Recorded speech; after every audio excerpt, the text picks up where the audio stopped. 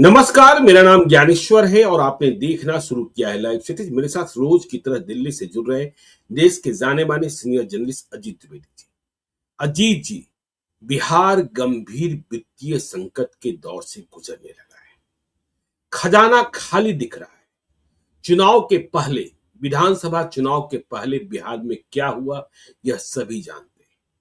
मुख्यमंत्री नीतीश कुमार ने एनडीए की जीत सुनिश्चित करने के लिए रेवड़ियां खूब बांटी। नहीं भी कैसे बांटते। सामने से महागठबंधन यह कह रहा था कि सरकार बनेगी तो यह बांटेंगे, यह देंगे। तो नीतीश कुमार ने सोचा हम पहले ही बांट देते हैं और इतना बटा कि अब सीधा सीधा असर दिखने लगा है। भुगतान का संकट पैदा हो गया है। देखिए, 2 दिनों से हम बिहार में इस बहस को छेड़े हैं। बिहार के निवेदक जो सरकारी काम को पूरा करते हैं वह परेशान है। जो डेवलपमेंट के साइट्स हैं वह बंद हो रहे हैं।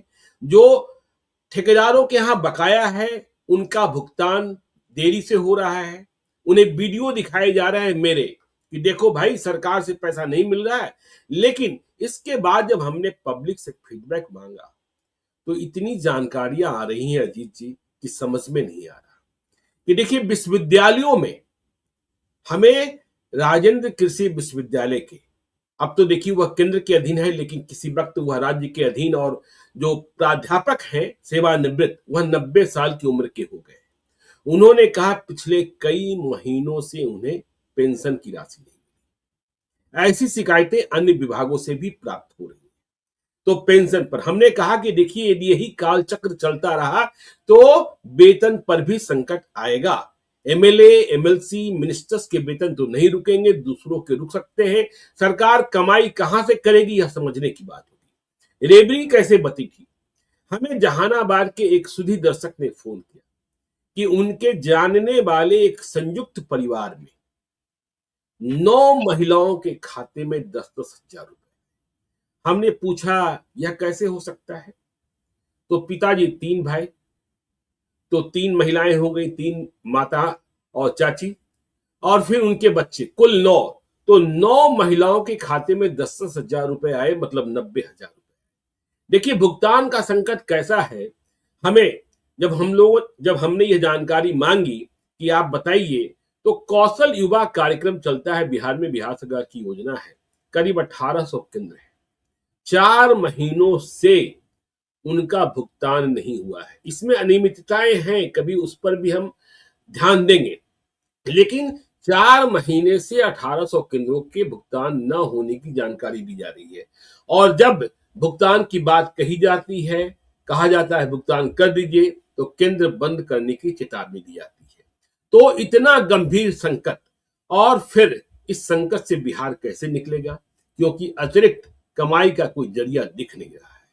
देखिए, हम कह रहे हैं बिजली महंगी हो सकती है। कल हमने वीडियो किया था, मानवीय भूल है कि हमने कह दिया 200 यूनिट फ्री है, 125 यूनिट फ्री है। हमने कहा और हमने बताया कि जो 125 के ऊपर हैं, जो कंज्यूमर्स हैं, उनकी बिजली महंगी हो सकती है, छापे अधिक पड़ सकते हैं, जुर्माना अधिक लग सकता है। बिहार में जो इन दिनों सड़कों पर, रोड पर चालान काटे जा रहे हैं, उसमें इतनी तेजी है पूछिए मत। लेकिन इन सब से इस समस्या का निराकरण नहीं होना है। सर्किल रेट बढ़ाया जाना है, बहुत बड़ी कीमत बढ़ाई जानी है सर्किल रेट की। तो इस संकट के दौर में बिहार गुजर गया है, रास्ता दिख नहीं रहा है। वैसे भी हम कह रहे हैं बिहार सरकार मुख्यमंत्री नीतीश कुमार के नियंत्रण में तो दिखती नहीं है। पिछले दिनों एक दुखदाई खबर आपने सुनी होगी कि बोर्ड परीक्षा में एक लड़की, बस कुछ मिनटों की देरी हुई, उसे परीक्षा केंद्र के भीतर इजाजत नहीं मिली और उसने अवसाद में जाकर आत्महत्या कर ली। देखिए, व्यवस्था को हम चुनौती नहीं दे रहे हैं, लेकिन सरकार को इसका जवाब भी ढूंढना चाहिए कि विश्वविद्यालयों में कई कई सत्रों की परीक्षाएं लंबित हैं। सेशंस देरी से चल रहे हैं। इसका जिम्मेवार कौन है? क्या इसकी जिम्मेवारी तय होगी? और सेशंस लेट होने के कारण जो आयु सीमा घटती जा रही है, अवसर कम होते जा रहे हैं, उसका जिम्मेवार कौन है? खैर, बहरहाल आज हम वित्तीय संकट पर। अजीत जी, आपकी टिप्पणी। देखिए ज्ञानेश्वर जी, बात ठीक है अब, लेकिन एक एक लाइन हम ये कह दें, जो उस बच्ची ने अवसाद में जाकर के जो आत्महत्या की, वो बच्चों को नहीं करना चाहिए। जी 10वीं के बिल्कुल। 12वीं के बच्चे, उनको नहीं करना चाहिए। जीवन नहीं समाप्त हो जाते, एक बोर्ड की परीक्षा आप नहीं देंगे तो उससे आपका जीवन नहीं समाप्त हो जाएगा, एक परीक्षा छूट जाएगी तो उससे आपका जीवन नहीं खत्म हो जाएगा, ये इस पर जी। पूर्ण विराम नहीं होता है। सरकार हम्म। तो इंसेंसिटिव हो गई है, व्यवस्था असंवेदनशील हो गई है, उसमें हम आप कुछ नहीं कर सकते हैं। कोई जी मानवीयता नहीं बची है व्यवस्था के भीतर, सब सब एकदम असंवेदनशील हो गए हैं। लेकिन बच्चों को अपना जीवन तो उनका अपना जीवन है, उनको अपना ख्याल रखना चाहिए, बिल्कुल। उससे जीवन समाप्त नहीं होता है।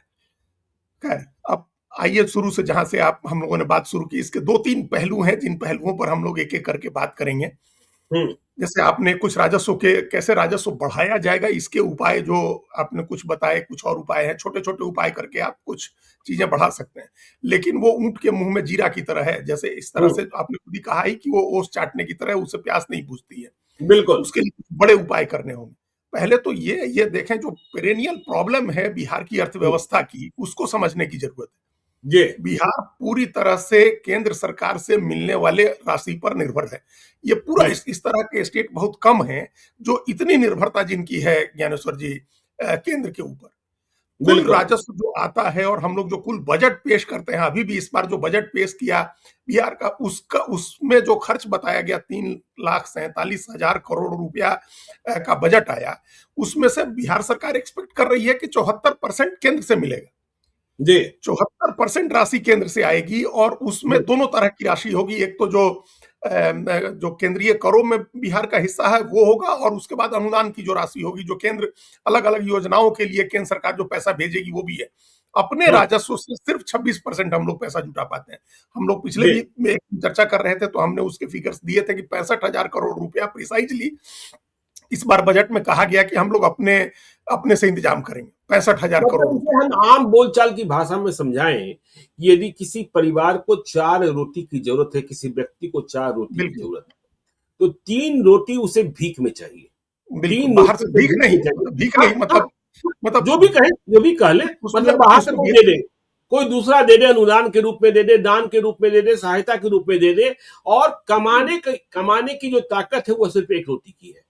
हाँ, नहीं, उसमें एक हिस्सा होता है जो हम लोग के यहाँ बिहार से कर वसूला जाता है, जी। केंद्र सरकार वसूलती है, उसका एक हिस्सा होता है। केंद्रीय करों में जो बिहार का हिस्सा है, जो हम्म। पिछले फाइनेंस कमीशन के हिसाब से कहा गया है कि 41-42% वो मिलेगा, वो एक हिस्सा होता है। जी। अनुदान का बड़ा हिस्सा होता है, जो आपने कहा ना, अनुदान का बहुत बड़ा हिस्सा होता है। केंद्र सरकार जो पैसा देगी, जो 74% हम कह रहे हैं, उसमें लगभग 20%, 18-19% अनुदान होता है, विशुद्ध रूप से हम्म। दान की तरह है कि वो हम आपको दे रहे हैं, आपकी योजनाओं के लिए दे रहे हैं।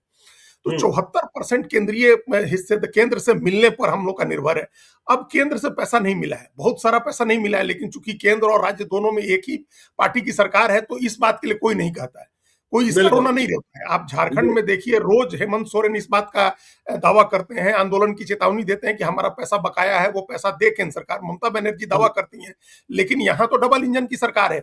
तो जी। डबल इंजन की सरकार का संकट ये है कि डबल इंजन की सरकार में जो मेन इंजन है वो ज्यादा पैसा भी नहीं दे रहा है, और हम्म। जो सहायक इंजन है वो खुल के मांग भी नहीं रहा है कि हमारा पैसा तुम्हारे यहाँ बाकी है, दो। तो बिल्कुल। इसमें बिहार के लोगों के सामने समस्या है। हम्म। अगर अगर अपोजिशन की सरकार होती तो खूब लड़ाई होती, मांगते कि तुम दो पैसा, तो वो नहीं मिल रहा है। हम्म। अभी आगे की जो योजना है, सारी योजना है, उसमें कोई 1,51,000 करोड़ रुपया केंद्रीय करों में बिहार के हिस्से के तौर पर मिलेगा, बाकी अनुदान के तौर पर मिलेगा, और अपने से जो हम लोग जुटाएंगे वो 65,000 करोड़ के करीब होगा, जिसमें टैक्स रेवेन्यू है, और फिर नॉन टैरिफ रेवेन्यू जो होता है, नॉन टैक्स रेवेन्यू जो है, जिसमें हम जी। लोग की किसी संपत्ति का ब्याज मिल रहा हो, कहीं हम लोग की संपत्ति का किराया मिल रहा हो बिहार की संपत्ति का, या इस तरह के नॉन टैक्स रिसिप्ट है हमारे, वो 8-9 हजार करोड़ रुपया बिहार को मिलता है, वो ज्यादा नहीं है। तो जी। एक तो क्या है कि टैक्स रिसिप्ट कैसे बढ़ेगी बिहार में, और हम्म। नॉन टैक्स रिसिप्ट जो है वो कैसे बढ़ाएंगे बिहार। हम्म। अब इसके बगैर हम नहीं कह रहे कि कोई स्टेट आत्मनिर्भर नहीं हो सकता है, अकेले अपने दम पर नहीं चल सकता है, लेकिन हम्म। जैसा बाकी स्टेट कर रहे हैं ज्ञानेश्वर जी, की कम से कम 34-35%, 40% तक तो जुटाए हम लोग अपने से। जो आपने बिल्कुल। कहा कि 4 में से अभी 1 रोटी मान लीजिए जुटा रहे हैं, तो 2 नहीं करें तो 1.5 तो करें, कम से कम 1.5 रोटी जी। तक तो पहुंचे। 37-38% हम्म। मैक्सिमम स्टेट्स का हम देख रहे हैं कि 34-35%, 40% तक रेवेन्यू अपना जुटाते हैं, कुछ स्टेट्स को छोड़ दें तो। हम्म। हम लोग 24-25% पर अटके हुए हैं, इतने वर्षों से वो बढ़ नहीं रहा है हम लोगों का। अच्छा। ये एक जी। बड़ी समस्या है कि हम लोग जो अपना रेवेन्यू जनरेट करना होता है, जैसे पिछली बार हम लोग का 10-11 हजार करोड़ बढ़ा, तो जब हम कह रहे हैं, जब हम जीएसडीपी हमारी 10 लाख करोड़ बता रहे हैं और 12 लाख करोड़ होने की बात कर रहे हैं, उसमें 10-11% तो कुछ नहीं हो, तो ऊँट कुछ के नहीं मुँह में होता है। जीरा है जो हम बढ़ा रहे हैं। जब बिल्कुल। तक उसको नहीं बढ़ाएंगे, पर्याप्त मात्रा में हम नहीं बढ़ाएंगे, हम्म। तब तक आत्मनिर्भर नहीं हो सकते, और तब तक पूरी तरह से हम केंद्र सरकार के ऊपर निर्भर रहेंगे कि केंद्र सरकार हमारा हिस्सा दे, केंद्रीय करों का हिस्सा दे, हमको अनुदान दे और दूसरी चीजें भी हमको दे जो कर्ज के रूप में होती हैं। जी। अब बताइए ज्ञानेश्वर जी, कर्ज हमारे ऊपर ऐसे अभी एक दूसरे कॉन्टेक्स्ट में देखिएगा तो लोग कहेंगे कि 38% है हमारा हम्म। जीडीपी का, 38% 37% के बराबर हमने कर्ज लिया है, लेकिन वो कर्ज ज्ञानेश्वर जी 4 लाख करोड़ रुपए का है। बताइए। और 4 लाख करोड़ रुपए, हमारी 3,47,000 करोड़ की इकोनॉमी है, 4 लाख करोड़ रुपए का हमारे यहाँ मतलब बजट है, और 4 लाख हम्म। करोड़ रुपए का कर्ज है। हमारी इकोनॉमी हम जी। मान के चल रहे हैं 11 लाख करोड़ का जीएसडीपी है, तो उसका 37% से ज्यादा 38% के करीब हम लोग कर्ज ले चुके हैं, और फिर हम्म। अभी कर्ज लेना है, और बड़ा कर्ज लेना है ज्ञानेश्वर जी। 2026-27 में बिहार सरकार को 60-70 हजार करोड़ रुपए का कर्ज लेना है, और बताइए। वो बढ़ेगा 60-70 हजार करोड़ रुपया, फिर उसकी सर्विस आपको करनी है, वो लोन तो चुकाना ही चुकाना है, उसके ऊपर ब्याज का हम्म। भुगतान आपको करना है। तो ये एक तरह का दुष्चक्र बनता जा रहा है, जिससे निकलने का कोई उपाय हमको नहीं दिख रहा है। ना इकोनॉमिक सर्वे में कोई उपाय हमको दिखा, और ना बजट के, हम लोग बजट पर भी चर्चा किए, इकोनॉमिक सर्वे पर भी हम लोग चर्चा किए, जी। हमको कोई उपाय नहीं दिखा कि ये स्थिति बदलने वाली है। हम्म। अब ये तो मोटी मोटी जो तौर पर जो अपने दर्शकों के लिए हमने जो इकोनॉमी की बातें हैं कि हमारी इकोनॉमी कितनी है, हमारे ऊपर कर्ज कितना है, हमारा कितना बिहार सरकार का अपना राजस्व होता है, केंद्र सरकार कितना देती है, ये मोटी तस्वीर हो गई है।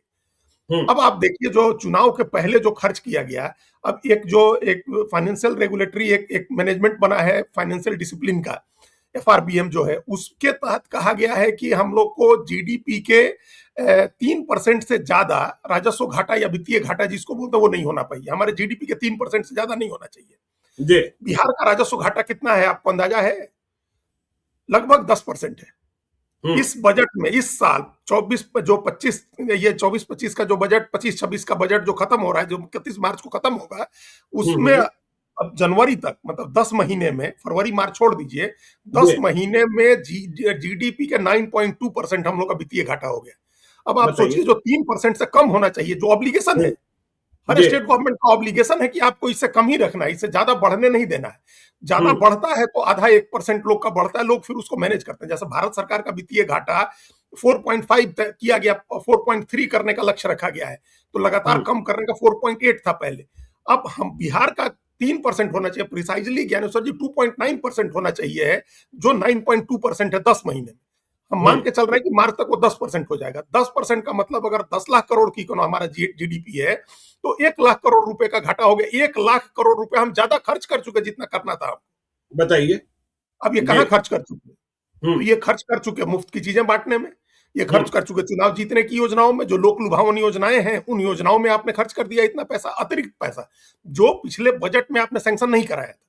बिल्कुल। सबको पता है पिछला बजट जो 25-26 का बजट आया था, उसमें तो ऐसा कोई प्रोविजन नहीं था कि हम 2 करोड़ 78 लाख परिवार हैं बिहार में, उनको सबको 10-10 हजार रुपए देंगे। हम्म। लेकिन आप बांट रहे हैं तो 15-20 हजार करोड़ रुपया तो आप उसी में बांट चुके, जी। एक ही स्कीम में उतना रुपया बांट चुके।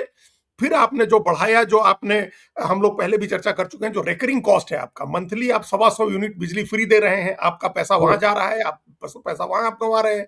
आप जो सामाजिक सुरक्षा की पेंशन आपने 400 से बढ़ा करके 1100 की, उसमें जा रहे हैं। तमाम जो सेवा कर्मियों के आपने मानदेय बढ़ाए, उसमें जा रहे हैं। तो ये जो सब घोषणाएं करते गए, लोक लुभावन घोषणाएं करते गए, किसी ने कोई जिम्मेदारी नहीं दिखाई।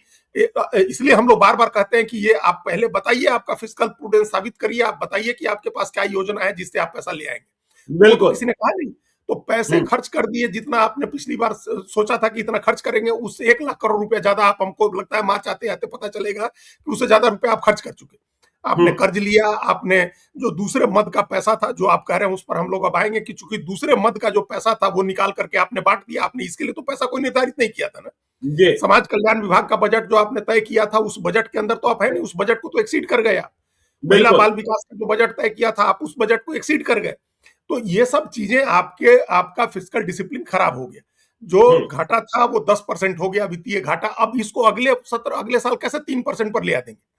क्या नहीं आ योजनाएं सारी सकता। बंद कर देंगे, या विकास के काम सारे बंद कर देंगे, सब काम ठप कर देंगे? तभी 9%, 10% से घट के 3% पर तो वित्तीय घाटा तभी आएगा जब आप जो कर रहे हैं वो सब बंद कर दें। तो आप बंद नहीं कर सकते हैं। ये शेर की सवारी की तरह है, मजा तो बड़ा आता है, शेर की शेर पर बैठे हुए हैं, अब गिरने का खतरा है कि गिर गए तो शेर खा जाएगा, तो अब स्थिति है कि आप या तो गिरिए बिल्कुल। और नहीं तो शेर की सवारी करने लायक अपने को बनाइए। तो हम्म। अपने को बनाते तो दिख नहीं रहे हैं ज्ञानेश्वर जी। 9-10% का फिजिकल डेफिसिट जो है पाटना किसी भी स्टेट के लिए बहुत मुश्किल है, और बिहार जैसा रेवेन्यू डेफिसिट स्टेट तो कहां से करेगा।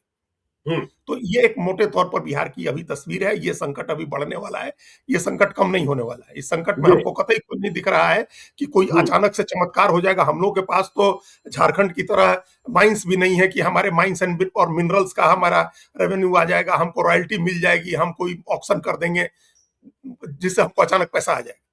बिल्कुल। अचानक पैसे आए, अचानक पैसे का स्रोत क्या है हमारे पास? अब आप बताएंगे कि हम लोग के पास कोई ऐसी सरकारी संपत्ति है क्या जिसको बेच करके पैसा जुटा सकते हैं हम लोग? नहीं नहीं, क्या है आपके पास, क्या है? कुछ भी नहीं है। हमने कहा ना, सर्किल रेट आप बढ़ा देंगे, आप क्या करेंगे? बिजली महंगी कर देंगे 1 अप्रैल से, आप क्या करेंगे? पेट्रोल डीजल और भी महंगा कर देंगे। झारखंड और यूपी में अब भी सस्ते हैं, दिल्ली में भी सस्ते हैं। आपके पास कोई रास्ता नहीं है और कोई सोच भी नहीं रहा है। तो संकट जो है वो संकट, देखिए, पहले चेक एंड बैलेंस के नाम पर 15 मार्च के आसपास भुगतान रोके जाने की परंपरा होती थी, बिल्कुल। परंपरा थी। लेकिन इस बार यह संकट फरवरी में ही पैदा हो गया। पहले कहा गया 1 करोड़ से अधिक के भुगतान को रोको, फिर 50 लाख से अधिक के भुगतान को रोको, फिर 25 लाख से अधिक के भुगतान को रोको। 25 लाख का भी भुगतान नहीं हो रहा है क्योंकि ट्रेजरी में वह जा ही नहीं रहा है। देखिए, सरकार के चेक डिजॉनर होंगे, हम ये नहीं कह रहे। कल ही मुख्यमंत्री नीतीश कुमार ने मशहूर क्रिकेटर वैभव सूर्यवंशी को 50 लाख रुपए का चेक दिया है। वह चेक तो क्लियर होगा, लेकिन जो संकट है, वित्तीय संकट है, जिससे विकास के काम जुड़े हैं, जिससे अन्य योजनाएं जुड़ी हैं, वह संकट बहुत ही गहरा हो गया है। और इसका रास्ता क्या पता नहीं। शराबबंदी से भी यदि रास्ता सिर्फ निकलेगा तो वह कैसे निकलेगा, यह भी समझने की बात है। हाँ, आप शराबबंदी हटा भी दें और खूब सख्ती कर दें तो हम लोग पिछले हफ्ते ही हिसाब लगा रहे थे कि जी।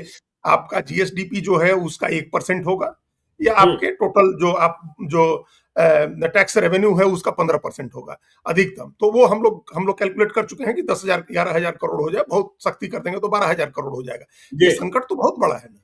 अगर बिल्कुल। जीडीपी के हम करेंगे 10%, चुनावी साल था तो इस बार वित्तीय घाटा 10% हो गया। हम्म। लेकिन अगर वित्तीय घाटा उसको घटा करके 5,000 पर 5% पर भी ले आना है हम्म। तो उसकी 50,000 करोड़ रुपए का की पूर्ति थोड़े हो जाएगी 10-12,000 करोड़ के उस रेवेन्यू से। हम्म। और एक बार में तो हो ही नहीं सकती है।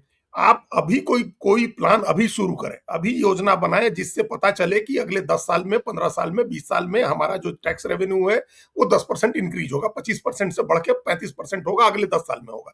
हम्म। और अगर ऐसा कुछ आप ले आते हैं, ऐसी कोई योजना आपके पास आ जाती है, तो फिर आप कर्ज लें तो समझ में आता है कि आप कर्ज ले रहे हैं और उस कर्ज से आप ये चीजें बना रहे हैं जिससे हम्म। आपका रेवेन्यू बढ़ेगा। बिल्कुल। दूसरा तरीका क्या है? एक मतलब हम पहले डिस्कस कर चुके कि हम लोग के पास कोई ऐसी संपत्ति नहीं है, बिहार सरकार का कोई ऐसा पीएसयू नहीं है, कोई हम्म। सरकारी उपक्रम नहीं है जिसको बेच करके आप अचानक, जिसमें आप अपनी हिस्सेदारी 10% 20% बेच दें तो आपको हम्म। अचानक 25-50 हजार करोड़ रुपए, लाख करोड़ रुपया मिल जाए। ऐसी कोई चीज नहीं है हम लोगों के पास। जी। भारत सरकार के पास तो बहुत सारे उपक्रम हैं जिनमें बेच रहे हैं, हालांकि वहां भी डिसइन्वेस्टमेंट बहुत कम हो गया क्योंकि वो एक पॉलिटिकल इशू बन जाता है कि आप हम्म। बेच रहे हैं तो आप क्यों बेच रहे हैं। फिर भी बिहार सरकार को एक सूची बनानी चाहिए कि आप कहां मोनेटाइज कर सकते हैं अपनी जमीनों को, अपने हम्म। संसाधन को कहां मोनेटाइज कर सकते हैं, क्या चीज है जिसको आप मोनेटाइज कर सकते हैं, किससे पैसा कमा सकते हैं। हम्म। यहां पैसा कमाने के नाम पर जहां से कमा सकते हैं आप वहां छूट दे रहे हैं। जैसे अभी हम लोगों ने सुना कि आप 100 करोड़ को इन्वेस्ट करेगा तो आप उसको 1 रुपए पर जमीन देंगे। तो जी। अगर बिल्कुल। अगर ऐसा ले आते हैं तो ये तो मोनेटाइज थोड़े होगा, और इन्वेस्टमेंट के प्रपोजल्स कहां जमीन पर ग्राउंडेड हो रहे हैं। गौतम अदानी देखिए, इन दिनों तो बिहार और झारखंड में ही देख रहे हैं। झारखंड आए हुए थे, देवघर में जाकर उन्होंने पूजा अर्चना की। तो हम कह रहे सर्किल रेट बढ़ेगा, लेकिन जो इंडस्ट्री लगाएंगे, सर्किल रेट आम लोगों के लिए बढ़ना है। बिल्कुल। वैसे हम बार बार बिहार में कहते हैं कि बिहार में दो ही चीजें महंगी होती है, जमीन और सरकारी दूल्हा। तो सरकारी दूल्हा की कमाई जो है वह तो अलग वाली कमाई है। जमीन से आप कितना वसूल लेंगे, कितना वसूल लेंगे? और यदि हाँ, अधिक वसूलने में लगेंगे तो बिहार के लोग इतनी बड़ी फैक्ट्रियां लगा नहीं सकते। बिहार के लोग भी फैक्ट्री लगाना बंद कर देंगे क्योंकि उनके लिए जमीनें महंगी हो जाएगी।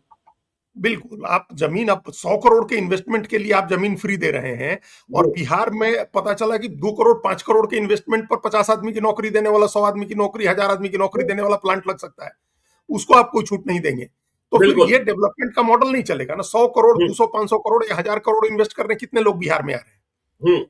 तो और आप तो इन्वेस्टमेंट देख का रहे हैं आजकल अजय सिंह भाजपा के ही नेता हैं, रोज वायरल है कि जो इथेनॉल प्लांट के साथ बिहार में बेईमानी हुई बिल्कुल। है, हाँ, और जिस तरीके से बंद हो रहे हैं, तो यह तो प्रोत्साहन की बजाय जो लगाने वाले थे वह भी निरुत्साहित हो रहे हैं कि नहीं बिहार में क्या होगा, और इस बात की गारंटी कौन देगा कि जो सरकार कहेगी उसका पालन होगा ही होगा। बिल्कुल हो, ये कोई नहीं कर सकता, ये कोई गारंटी नहीं था। इसकी वजह से देखिए, वो तो सबसे ज्यादा संवेदनशील जो होता है वो निवेश का बाजार होता है। निवेशक जी। एकदम जहां जरा सा भी रिस्क है वहां वो नहीं जाना चाहता है, निवेश नहीं करना चाहता है। तो जी। अच्छा, बिहार में स्मॉल इन्वेस्टमेंट का स्कोप है। स्मॉल इन्वेस्टमेंट पर आप रोजगार क्रिएट कर सकते हैं। रोजगार क्रिएट हम्म। करके आप एक एक चीज नहीं होती, एक फैक्ट्री बना देना खाली कोई उपाय नहीं है, आपको पूरी सप्लाई चेन क्रिएट करनी होती है। तो बिल्कुल। सप्लाई चेन हम लोग यहाँ क्रिएट नहीं होती है। कई हम्म। तरह के हर्डल होते हैं जिसकी वजह से जो इन्वेस्टमेंट आना होता है वो नहीं आ पाता है। तो आपके पास राजस्व बढ़ाने का जो एक मुख्य तरीका है वो इन्वेस्टमेंट है। जो एक इन्वेस्टमेंट बड़ा, मतलब छोटे छोटे उपाय तो बहुत सारे हैं। जो आपने कहा जी। कि सर्किल रेट बढ़ा दीजिए, ऐसे हम्म। ही सर्किल रेट बहुत हाई है बिहार में, ज्ञानेश्वर जी, बहुत हाई है सबसे सर्किल रेट ज्यादा जो। हाई है। हाँ। मतलब एक केंद्रीय मंत्री बिहार आए थे, जब उन्हें मालूम हुआ कि बिहार में इतना सर्कुलेट है तो वो हम्म। चौंक गए थे कि अरे, तो उन्होंने आप किसी दूसरे प्रदेश के मुख्यमंत्री से पूछा जिनके बारे में उन्हें उम्मीद थी कि वहां अधिक हो सकता है, तो मालूम हुआ कि उस विकसित प्रदेश से भी ज्यादा बिहार में सर्कुलेट है, क्योंकि कमाई का रास्ता तो कुछ और है है नहीं। नहीं। तो जब हाँ। भी कमाई का रास्ता बढ़ाने की बात आती है तो आपको यही उपाय सूझता है कि हम सर्किल रेट बढ़ा देते हैं, तो जी। रजिस्ट्रेशन शुल्क बढ़ जाएगा, उससे हमको स्टैंप ड्यूटी से पैसा आने लगेगा। फिर हम्म। आप पेट्रोल डीजल के का बढ़ा देते हैं, उससे आपको कुछ बढ़ करके उससे कुछ पैसे आने लगते हैं। सड़कों पर चालान ज्यादा काटे जाने लगते हैं, उससे कुछ पैसा आ जाता है। यही दो हम्म। चार छोटे मोटे उपाय हैं जिन उपायों से आप रेवेन्यू बढ़ाते हैं अपना। तो ये तो बहुत मामूली, से उससे बहुत नहीं बढ़ता है उपाय, बल्कि जी। इससे बहुत सारी चीजें, आपका ग्रोथ का प्रोस्पेक्ट हैम्पर होता है, ग्रोथ का प्रोस्पेक्ट कमजोर होता है, खराब होता है उसमें।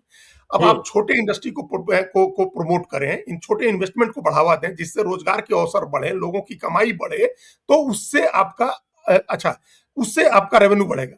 ब्लैक मनी बिल्कुल। क्रिएट होती है। आप जमीन का आप सर्किल रेट बहुत कर दीजिए, लोग उस सर्किल रेट पर रजिस्ट्री नहीं कराएंगे, आप क्या करिएगा? जी। हम्म। आप ब्लैक में ज्यादा काम होते हैं, रजिस्ट्री नहीं होती है, लोग कागज बना के रखे रहते हैं। बहुत तरह की गड़बड़ियां जमीन के धंधे में इस वजह से होती है। हम्म। तो लोग दे नहीं पाते। हमने देखा है ऐसी ऐसी ऐसी जगह देखा है ज्ञानेश्वर जी की जहां एक्चुअल रेट सर्किल रेट से कम है।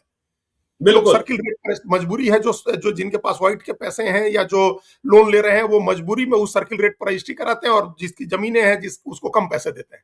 तो ये हम्म। सब चीजें भी चलती हैं। ये बिहार में ही होता है। बिहार, बाकी सब जगह ज्यादा पेमेंट होता है, बिहार में कम पेमेंट होता है। ये मतलब ये बिल्कुल। बिहार का ही हमने देखा हुआ है। तो उसको बढ़ा करके भी बहुत नहीं वसूल सकते हैं। कोई पीएसयू नहीं है जिसको आप बेच करके, जिसका कोई खरीदार हो कि आप उससे पैसे ले लेंगे। कोई हम्म। माइंस नहीं है जिस माइंस को आप नीलामी कर दे तो उसे आपको पैसे आ जाएंगे। तो फिर बिहार में पैसे का अभी तत्कालिक स्रोत नहीं है। तत्काल आपके पास यही है कि आप कुछ प्रोजेक्ट ऐसे भारत सरकार के सामने पिच करें जिसमें भारत सरकार इन्वेस्टमेंट करे, बिहार में पैसा है। या कुछ बिल्कुल। ऐसा हो जो भारत सरकार आपको मदद करे, अनुदान दे।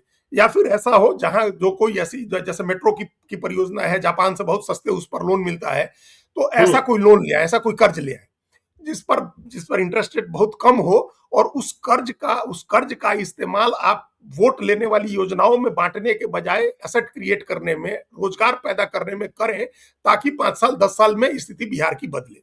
इसके लिए एक एक मेट्रो का लॉन्ग हाल टर्म तो ये है प्लानिंग। जी, देखिए मेट्रो का हाल ये है, वह भी चुनाव के पहले इन्हें शुरू करना था।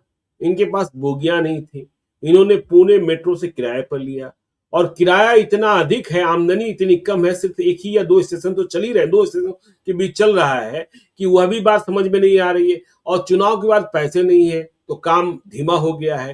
तो काम ही धीमा हो गया है, पैसे ही नहीं है। और आपने कहा ना कि ब्लैक मनी, शराबबंदी से आपको नुकसान हुआ, अब ब्लैक मनी हर साल 50-25 हजार करोड़ रुपए क्रिएट हो रहा है। बन रहा और है। अब बात कही जा रही है कि शराबबंदी खत्म कैसे होगी। तो लोग जो नीतीश कुमार को समझते हैं कि अंतिम सांस तक वह इस बात के लिए शायद राजी न हो, तो यह कहा जा रहा है कि सुप्रीम कोर्ट में मामला लंबित है, सरकार कमजोर पैरवी कर देगी, और फिर सुप्रीम कोर्ट से ही कोई दिशा निर्देश मिल जाए तो यह कहने का बहाना मिल जाएगा कि सुप्रीम कोर्ट ने हटा दिया, हम तो 10 साल से लगाए हुए थे ही, तो वैसे यह रास्ता निकल सकता है। क्योंकि सिर्फ अमीरों के लिए शराबबंदी खत्म नहीं होगी, यदि हाँ, खत्म ठीक बात होगी तो है। पूरे तौर पर खत्म होगी। पूरे तौर पर खत्म होगी, ठीक बात है। तो जी। वो उस अच्छा उस वो खत्म हो, हम लोग सब चर्चा कर चुके हैं। जो एलाइड इंडस्ट्री है उससे जी। लाइट इंडस्ट्री को भी एक बूस्ट मिलेगा, बिहार में टूरिज्म को मिलेगा, हॉस्पिटैलिटी इंडस्ट्री को मिलेगा, होटल्स वगैरह को जो एक बूस्ट मिलना चाहिए वो बूस्ट उससे मिलेगा। तो हम्म। पहले तो बिहार के बारे में एक धारणा बदलने की जरूरत है। नीतीश कुमार ने एक धारणा बदली थी 2005 में, और उसको कंटिन्यू नहीं रख सके। वो 2010 के बाद उसको कंटिन्यू नहीं रख सके, उसमें लगातार कमी होती गई।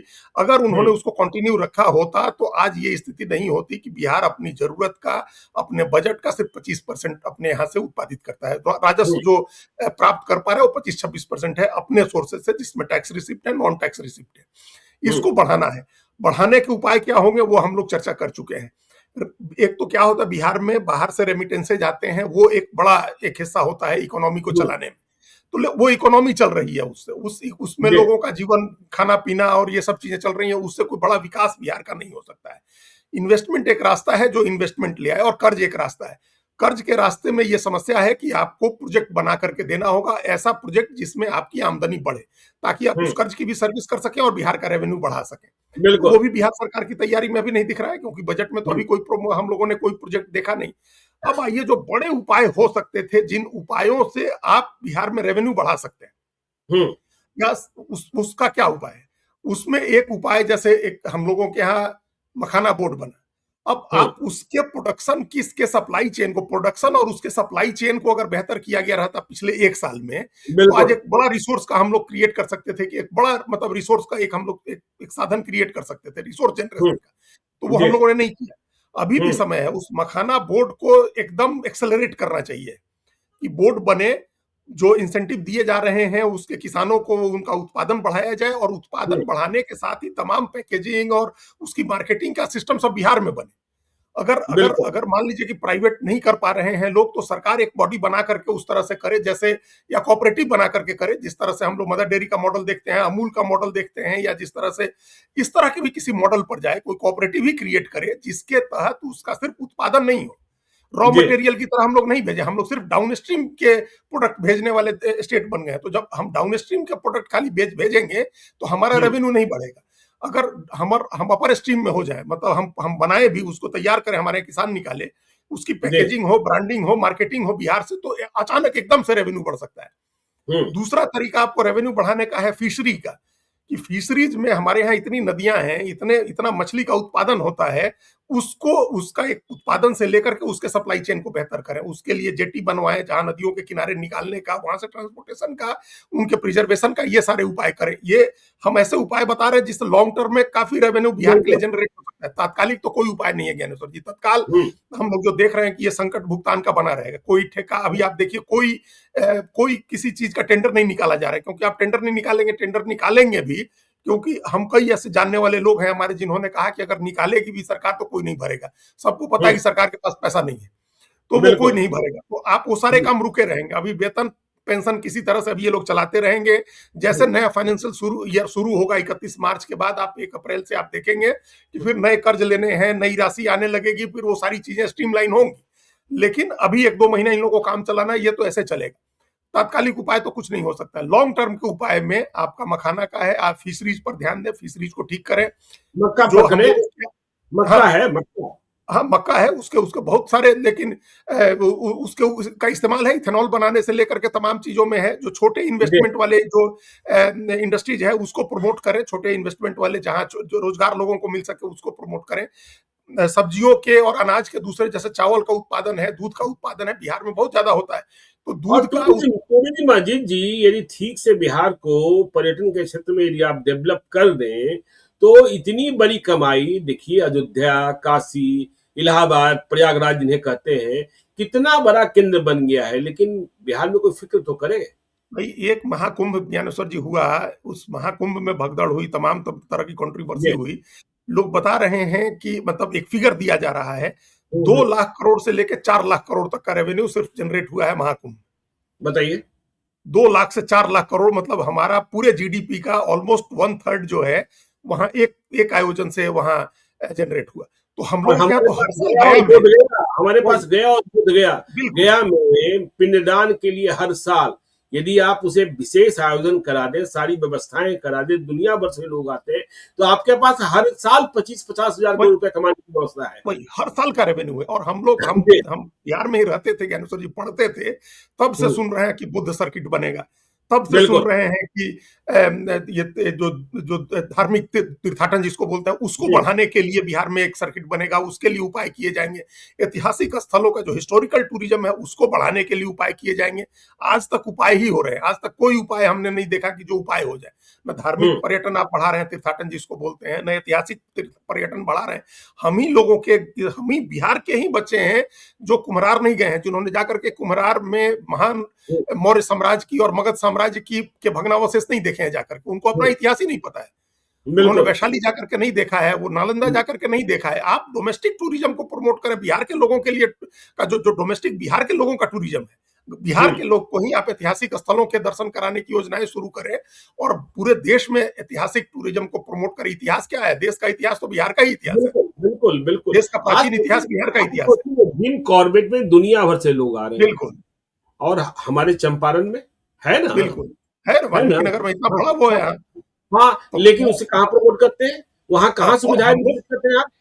भाई हम लोग ज्ञानेश्वर जी हम लोग इस बात का मतलब आज धर्म को ही इतना बड़ा जो बनाया गया है। भाई बिल्कुल। सीता की शरण स्थली थी, हुँ, महर्षि वाल्मीकि की रचना भूमि है वो। जी, लौह कुश की संग्राम स्थली है, जहां लौह कुश ने संग्राम किया था, जहां सीता जी को बिल्कुल। शरण मिला था, जहां वाल्मीकि ने रामायण की रचना की थी, वो सारी चीजें तो वही हैं। आप न हुँ, धार्मिक टूरिज्म को प्रमोट कर रहे हैं, न हिस्टोरिकल टूरिज्म को प्रमोट कर रहे हैं। तीन धर्मों का, बड़े धर्मों का उद्गम स्थल है। हुँ, सिख का मतलब गुरु गोविंद सिंह वहीं हुए और बुद्ध वहीं हुए, महावीर वहीं हुए। तो हम लोग कुछ नहीं, कोई टूरिज्म को नहीं बढ़ा रहे हैं। तो ये चार बिल्कुल, पांच चीजें तो एक तो क्या है कि जब आप अपने स्ट्रेंथ को आइडेंटिफाई करते हैं और उस स्ट्रेंथ के इर्द गिर्द अपनी स्ट्रेटजी बनाते हैं, तो आप कामयाबी की गुंजाइश ज्यादा रहती है। हम लोग हुँ, अपने वीकनेस पर काम करते हैं, हम अपनी वीकनेस बना करके लोगों से केंद्र सरकार से अनुदान मांग रहे हैं, केंद्र सरकार से पैसा मांग रहे हैं और दया मांग रहे हैं। हम लोग भीख में मतलब उधार मांग रहे हैं। हमारा जी, स्ट्रेंथ क्या है? हमारा स्ट्रेंथ जिन हुँ, चीजों में है, मखाना में है, मछली में है, दूध में है, अनाज और सब्जियों के उत्पादन में है, हमारा स्ट्रेंथ टूरिज्म में है, हमारा ज्ञान ज्ञान आधारित इकोनॉमी में हमारा स्ट्रेंथ है। बिल्कुल, तो आज ज्ञान बिल्कुल, आधारित इकोनॉमी की इतनी बातें हो रही हैं। लोग, हम सिर्फ 18 लाख करोड़ रुपया कहा है अडानी ने, गौतम अडानी ने, कि हम अगले 10 साल में 18 लाख करोड़ रुपया एआई में इन्वेस्ट करेंगे।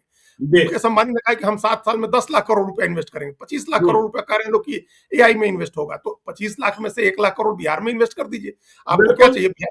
जो दुनिया भर की कंपनी को क्या चाहिए? जमीन चाहिए हुँ, है और उनको बिजली चाहिए है, उनको पानी चाहिए है और ज्ञान चाहिए है, उनको रॉ मटेरियल के रूप में मानव संसाधन चाहिए सस्ता। तो ये सब हुँ, बिहार में मिल जाएगा। लाख 2 लाख करोड़ हुँ, रुपए उसी में इन्वेस्ट करवा लीजिए बिहार में। तो ये सब बिल्कुल, उपाय लॉन्ग टर्म के करने होंगे और ये एक विजन और राजनीतिक इच्छा शक्ति, ये 2 चीजें जरूरी हैं। राजनीतिक दृष्टि और राजनीतिक इच्छा शक्ति, इसके बगैर नहीं होगा, जो हमको अभी नहीं दिख रहा है कि किसी में कोई ऐसा ना विजन दिख रहा है और ना कोई राजनीतिक इच्छा शक्ति दिख रही है। तो चलिए, इसके बगैर नहीं होगा। और देखिए, बिहार में भुगतान का संकट है, वित्तीय संकट है। शुक्र मनाइए, आपको वेतन मिल रहा है, आपको वेतन मिलता रहे, इसकी कामना भी करते हैं। लेकिन सरकार को जागना होगा और सरकार को देखना होगा कि रेवड़ी बांटने के असर क्या क्या दिखने लगे हैं। तो आगे के लिए भी सावधान रहना होगा। सावधान तो हम करते ही रहते हैं। आप देखते रहिए लाइव विदित को। यदि अब तक आपने हमारे यूट्यूब चैनल लाइव को सब्सक्राइब नहीं किया, जरूर कर लीजिएगा। और यदि इस वीडियो को आप फेसबुक पेज के माध्यम से पेज को लाइक कीजिएगा, हैंडल्स पर भी हमें फॉलो कीजिए। धन्यवाद।